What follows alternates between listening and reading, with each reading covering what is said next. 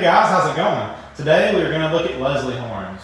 So with these horns today we're going to look at various manifold types. We're going to look at different chambers, the kind of different power chambers there are, like single chimes, double chimes, triple chimes, 5 chimes. We're going to look at all those. I'm not going to get too technical when it comes down to the more rare stuff in your bells, like closed circle versus your regular circle. I'm not going to get into all that, but I am going to show all the different types of bells, including two-piece bells.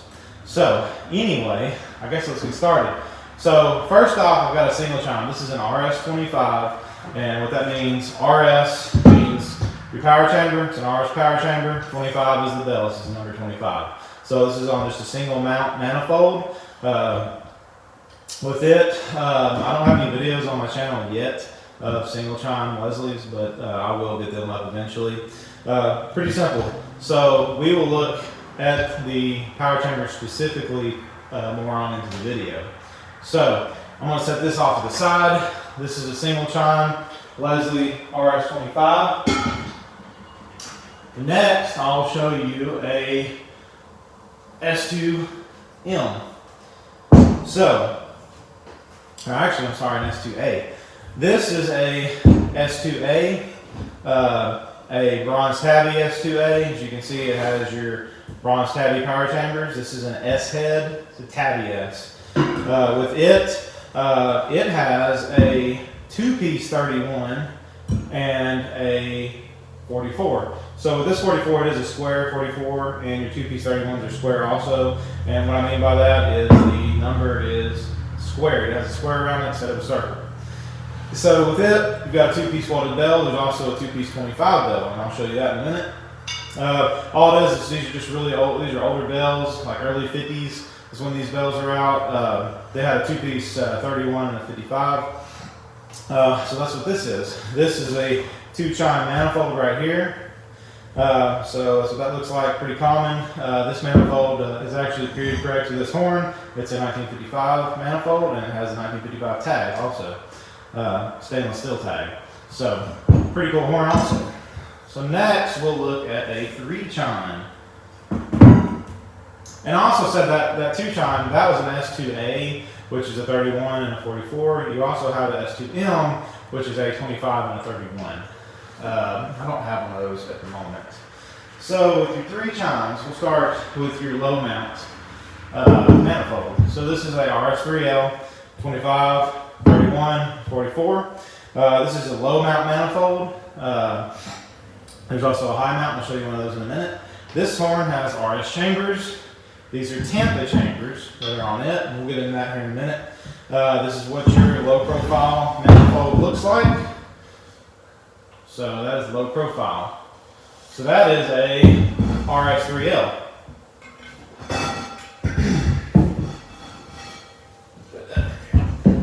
Next, we'll look at another 3-chime. This is a RS3K. Now, with this horn, you've got a 2-piece 31, which actually isn't period correct for this horn. I have a 2-piece, so I'm going to put it on this horn when I built it as a parts horn. But this is RS3K. This is on a high mount manifold. So this is a 3-chime with a high mount, or a diamond manifold, as it's called. And it has aluminum S-tabbies. So with it, an RS3K, you've got a 31, you've got a 37, and then a 48. So those are your bells on a RS3K. Now, next I'll go ahead and show you another 3-chime. This is more of a rare manifold that you don't see too often. This is a S3BJ, and when I say BJs, there's also a regular S3J, and that has your 3-digit bells on it. Unfortunately, I don't have one of those right now. But with this S3J, it has a 55, it's got a 37, and then a 48, yeah, 44 actually. So 55, 37, 44. So, and this is the 3-chime J manifold, and these are actually this is what's really rare about this horn is the manifold. These bells are fairly common, even though they all are square bells. And then you've got your aluminum tabbies. So this is This will be like a 1960-ish horn as when this was on different trains. So anyway, that's another 3 chime. And also, I don't want to leave out the U manifold. So this is a SU3L. So with it, you have an ultra low manifold. It's spaced out. The mounting foot is off to the right. And actually, these bells are backwards. Technically, these need to be facing forward. But this is what the U manifold looks like. This is actually one of my favorite Leslie's. I really like the U manifold. I just think it looks really cool. Again, this has Tabby and S-heads on it. And with the RS, or with the SU3L or RSU3L, it's the same as an RS3L as far as the bells, the 25, 31, and 44. It's just the manifold that's different. So that is that.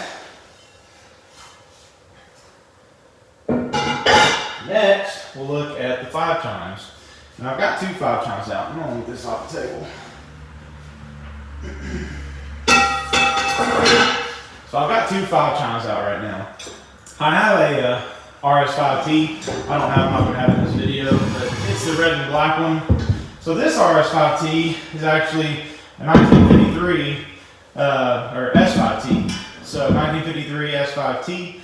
With it, you've got a 2-piece 25, which y'all haven't seen yet. So this is a 2-piece 25, 2-piece 31, and you've got your 37, which is square 44, and then your 55. So with it, this is what the 5 chime Leslie's look like. Really great horns. They sound amazing.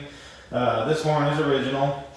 So it's got your bronze tabby heads on it. Pretty cool horn. Sounds great. And it'll be up on the channel soon. It'll have its own video up. I just haven't got around to putting it on the channel yet. So the next horn we will look at is this S5T. And this is my domeback S5T. So with it, same bell count, no square or no 2-piece loaded bells, but it has your domeback S-heads. So that's what those look like. Also a really cool horn, and this is already up on the channel. You can go check it out if you want to hear it. It's a good sounding horn. So anyway, that is kind of the lineup of your horns. As far as your single chimes go, that RS25 that I showed you right here, you can have this in pretty much every variant. I mean, you could have a 31 or 44. So you know, pretty much whatever bell is on it. And different manifolds. There are other ones, like this is actually a RS25. And that's what it's tagged as, but you can have RS31 and the manifold will be tagged just like that also. So anyway, that is your Leslie horns.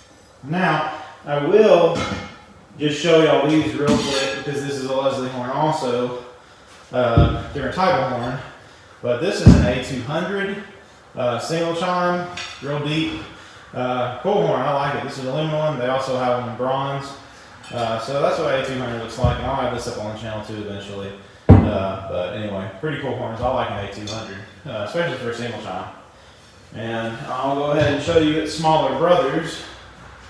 We've got this is a brass or bronze A125. These horns come in different lengths too.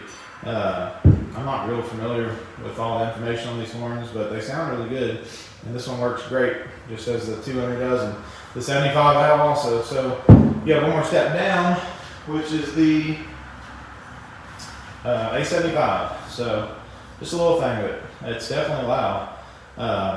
Pretty cool horns. I actually haven't blown this one yet. I was told it works, and I'm sure it probably does, but haven't blown it yet. But both of these will be on the channel here before too long with their own videos. So anyway, let's look a little deeper into your different heads. Alright guys, so when it comes to your different power chambers or your heads, this is an RS power chamber. Now I've still got it on this RS25 to show you how it'll come off. So to take one of these apart, and this applies to a 3 chime or a 5 chime, you just pull your bolts out, you unbolt them, and this will just pull right off. So when this comes off with a RS head only, you have a donut ring, which is what this is. So that's a donut ring. What that does is that goes inside the RS head, and that just sandwiches in between it and the bell and creates a seal. This is how these are designed. Your S-heads, like your Tabbies or your Donbacks, they do not use these. I believe you can use them if you had like a leak or you had an issue. You could try putting a donut in it, but they're not necessary for those. They are for the RS heads. And then as far as just dismantling a Leslie horn off a manifold, they're different than Nathan air chime. They don't bolt down to the manifold, they slide through. So they just pull through. Then you have a dowel pin. What your dowel pin does is really it just limits airflow. It has a orifice that's drilled right here. There's different size orifices. So that just limits your airflow, like a RS5T. Each bell has different orifice sizes, and that just helps tune the horn and make it how Leslie intended it to sound. So anyway, it just slides through, and you can see right here where your dowel goes through. Like I said, this is the same for any Leslie manifold. Technically, a dowel does not have to be used, but you know, it is recommended. But anyway, also what is not pictured here is there are gaskets that slide on right here, and those gaskets, see right here, they're real thin. They just sandwich in between the bell mount and the manifold. And also, you have another thin gasket that goes right here in between the power chamber and the manifold. So, like I said, they're not pictured, but you do have a gasket that goes right there. So anyway, I'm gonna set this off to the side. Let's look at this RS head. So this is a RS power chamber. You have different types of RS power chambers. Not different types, but different makes, I guess you would say. You have a Tampa, you have a Parsippany, and then you have a Lyndhurst. Lyndhurst is your oldest. You actually don't have Lyndhurst RS heads. You have Parsippany and Tampa only. The RS power chambers first came out in 1977. Those are Parsippany. 1985, Leslie moved to Tampa. They started having Tampa version RS chambers. So the Parsippany, I feel like they're made better. They're more quality. Maybe your older Tampa ones are quality, but your new stuff is not as good as it used to be, at least, because a lot of it is cast and manufactured overseas, which is unfortunate. But anyway, so when you go to take one of these apart, you just undo these bolts right here. And I'm going to pull them out real quick.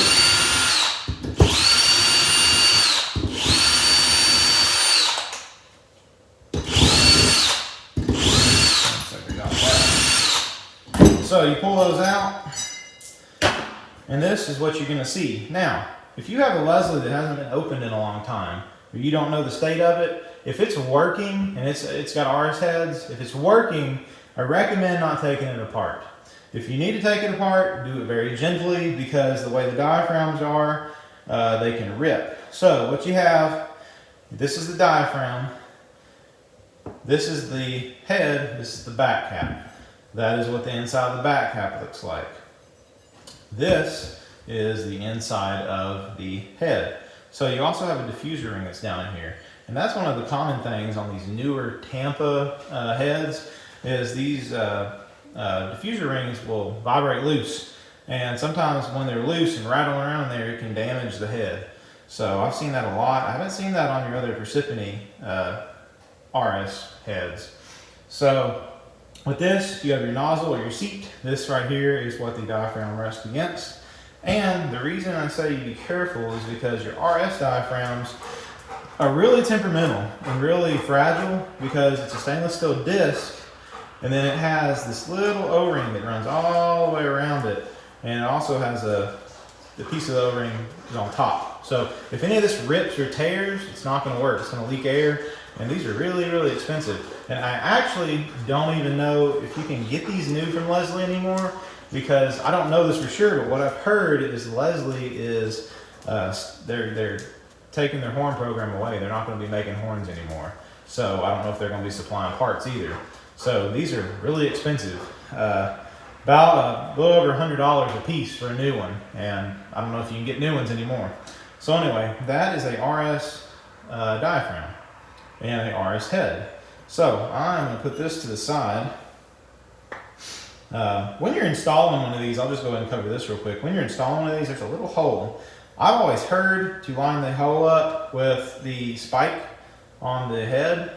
I don't know if that's true. I always do, but I don't know if it makes a difference. So leave me a comment in the comments and let me know what you think. But anyway, that's always been what I've practiced. So next, we're going to look at this aluminum S tabby head. Now, your regular aluminum dome backs, they are the same inside. This is just a tabby. The dome back just doesn't have your tabs. And like I said, you also have a bronze tabby power chamber. Looks identical to this, it's just bronze. So with this is what the inside looks like. You have your seat or your nozzle right here. And this is what the inside of a tabby head looks like. A little different. It has a two-piece diaphragm set. So with it, you have these retainer screws right here. They hold in your diaphragms. So with this, like I said, this is the same on a dome back head. So this is what you can expect to see. You can undo these little screws right here, just a flat head. If you ever need to work on it or change diaphragms, and this will just pop right out. So this is what that looks like inside. So you have your two-piece diaphragms like that, and that's what it looks like. It's pretty simple. This has been remachined, so this is a fresh head. Everything's been remachined. A lot of times, if you get these and they're have been on the shelf for a long time, haven't been touched for a long time, a lot of times they'll need machining because they get worn out, or at least new diaphragms. So anyway, this just sets in there like so, and then this just goes back in, sits down, kind of seats, and then you just tighten the screws back down. So that's how you get those out. Pretty simple. It's much cheaper to replace this diaphragm set than it is a RS diaphragm with your rubber gasket. These you can get pretty easily for they're fairly inexpensive, but the RS diaphragms are very expensive. So with these, it just sits on there, clamps down, these little teeth lock in, and then you just bolt it down and you're good to go. Like I said, no donut ring on this, not required. Still have your dowel pin hole, use a dowel pin. It bolts up to the Leslie manifold, the same as your RS chamber that I just showed you. So with these, this is aluminum. So you have your bronze also, which you saw a minute ago. The bronze, that's 1950 to 1957. After that, they started making aluminum tabbies. That's 1957 to 1967. After that, they went to your dome back S-heads. That is 1967 to 1977. And then in 1977, they started producing your RS heads, which were Persephone. And then 1985, they're still RS heads, but they're Tampa heads then. So, and then they're still doing RS heads as of now, I guess, unless they stop manufacturing them, which I've heard. Okay, guys, so I'm just going to run through the different Leslie bells there are real quick. To start off, you've got your 25 bell. With it, you've got a two-piece welded 25. It's a square bell. You also have just a single-piece square 25. Then you have your circle 25. Next, you've got your 31. You have a square two-piece welded 31. You also have a regular square single-piece 31, and then a regular circle 31. Next will be your 37. You've got a square 37 and then a regular circle 37. After that, you move to the 44. With the 44, you have a square 44 and then a circle 44. After 44, you go to a 48. You have a square 48 and then a circle 48. And then finally, you move to your 55. With the 55, you have a square 55 You have a unmarked 55. It's not square or circle. There's no kind of raise. It's just a 55 on the bell. And then you have your circle 55. So that's pretty much it for the Leslie bells. You do have closed circle Leslie bells, which I'm just not going to get into right now. All that is the circle on a regular Leslie bell, how it has the circle around the number. A closed circle means that circle is moved back towards the manifold or the base of the bell. And then you also do have your 3-digit Leslie bells. Those are going to be your really old Leslie bells. So I don't own any of those, and I'm not very familiar and educated on those, so I'm not going to get into those right now. But anyway, that's it for your bells. If I left anything out, just let me know in the comments below, and I'll try to cover that on the next video. And as always, just like and subscribe to my channel, and I'll have more content out here pretty soon. I appreciate it, guys. Thanks.